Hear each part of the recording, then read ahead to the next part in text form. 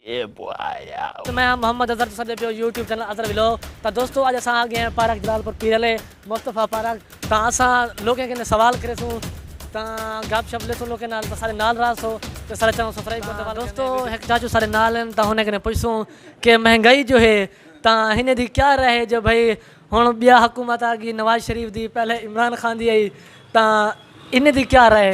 Oh my God! Wow! Salam alaikum. अलैकुम अस्सलाम। ये महंगाई है मेरा सी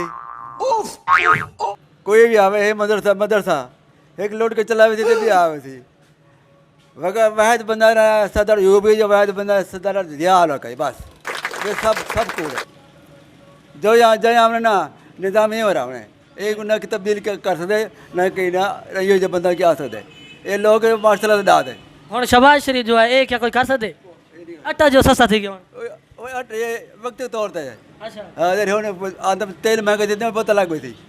चलो ठीक है मेहरबानी।